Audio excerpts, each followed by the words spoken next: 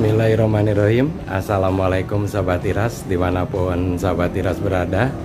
Kembali jumpa bersama Bang Er di channelnya Tiras Garden, channel yang membahas seputar tanaman.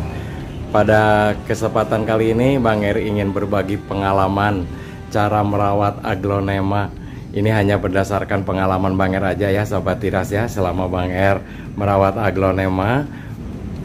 Yaitu kenapa tanaman aglonema kita tidak beranak, sulit beranak, bahkan cenderung kerdil.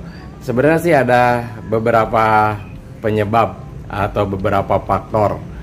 Selain kita merawatnya secara rutin yang standar ya, pemupukan, penyiraman, terus pencegahan hama penyakit dan lain-lain, tentu yang paling penting adalah di media tanam. Ini faktor yang sangat menentukan ya sahabat Tiras ya, kenapa aglonema sudah kita rawat tapi tidak pernah mau beranak.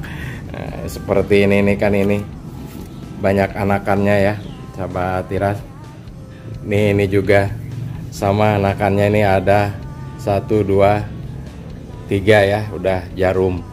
Terus kalau yang ini juga banyak ya sahabat Tiras ya, tuh kita intip dari bawah tuh anakannya, kita juga ini intip.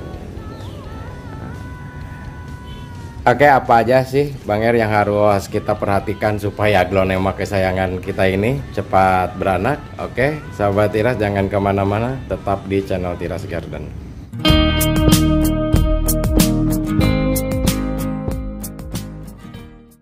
Ini di depan Bang Er ada beberapa contoh aglonema yang beranak ya. Ini tentunya perawatan standarnya, yaitu pertama adalah media tanam yang poros, terus keduanya menyimpan di tempat yang cocok, yang pas, jadi tidak terkena sinar matahari langsung. Kita menyimpannya cukup di ruangan yang terbuka, sirkulasi udaranya cukup baik, dan sekali-kali boleh kita jemur di matahari pagi hanya sekitar 15-30 menit aja. Nah terus berikutnya tentunya pemupukan seperti biasa ya, penyiraman juga. Penyiraman kita harus menunggu media tanamnya ini kering ya, minimal setengah pot keringnya, maksimal 3/4 baru kita siram. Kalau kita menggunakan jadwal, kadang-kadang kekeringan atau kelembaban media tanam satu sama yang lainnya pastinya berbeda, tergantung tingkat keporosan dan tergantung tingkat kelembaban udara.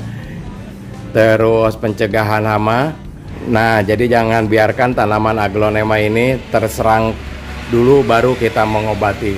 Sebaiknya mencegah lebih baik daripada kita mengobati. Nah, kita langsung aja. Selain itu ada faktor-faktor yang sangat menentukan ya, kenapa kok sudah dirawat Bang Er tanamannya tetap aja tidak mau beranak, bahkan cenderung kerdil, padahal merawatnya sudah ngikutin cara pengalaman Bang Er, cara penyiraman, cara menyimpan, cara pemupukannya, terus dan lain-lain sebagainya. Nah, ada yang sering kita lupakan, yaitu tentang media tanam. Benar, ini media tanam ini poros ya. Tapi sahabat Tiras mungkin lupa, ini media tanam udah berapa lama kita gunakan. Kalau lebih dari 6 bulan, nah itu dia. Kalau lebih dari 6 bulan pasti tanaman kita ini sulit berkembang. Karena apa? Karena nutrisi yang ada di media tanam ini sudah habis dan sudah jenuh. Bahkan mungkin aja media tanam ini rusak akibat pemupukan. Nah, kalau sudah rusak begini, sebaik apapun pupuk yang sahabat Tiras berikan, dia tidak bisa diserap akar ya. Paling dia menerima asupan nutrisi melalui daun ya. Makanya itu kita menggunakan Gandasil D, pupuk daun itu untuk membantu supaya media tanam ini tidak terlampau terbebani dan supaya media ini tetap terjaga, tidak cepat rusak akibat pemupukan, apalagi kalau pemupukannya yang sangat berlebihan tanpa aturan gitu ya sahabat tiras ya. Nah, yang kedua, kita harus sering memberikan napas pada akar. Itulah yang menyebabkan kenapa tanaman aglonema kita kerdil dan sulit beranak, karena ini terlampau padat. Nah, cara mengatasinya gimana Bang Er? Cara mengatasinya mudah. 2 minggu sekali atau paling lama sebulan sekali ya kita harus gemburkan ini seperti ini. Tapi harus hati-hati, jangan sampai kena akar ya sahabat tiras ya. Gemburkan ini seperti ini ya. Nah ini ya, ini akan membuat rongga udara tuh, sehingga akar itu bisa bernapas. Jadi bukan kita aja yang bernapas, tanaman aja, tumbuhan aja, dia sama ya. Setiap makhluk hidup pasti butuh udara. Kalau media tanamnya gembur, si ini nggak sulit dia menembus ke atas tuh. Ya, jadi sangat mudah dia menembus media untuk muncul ke atas. Ini udah 1, 2, 3 ya sahabat tiras tuh. Udah 3 jarum. Berikutnya sahabat tiras, kalau misalkan sahabat tiras, oh iya ya kata Bang Er, kalau lebih dari 6 bulan belum diganti, pasti media tanamnya sudah rusak atau sudah asam. Apalagi kalau sudah asam. Kalau sudah asam, selain kerdil, itu akan mengakibatkan kematian ya sahabat tiras ya bagi tanaman ya. Soalnya tingkat pH tanah itu antara 6,5 sampai 7,5 pH-nya ya. Nah itu batasannya yang paling bagus ya. Jadi kalau di bawah 6,5 pH-nya, dia akan asam. Kalau asam itu bisa menyebabkan selain tidak subur itu ya, yang lebih fatalnya lagi mati tuh.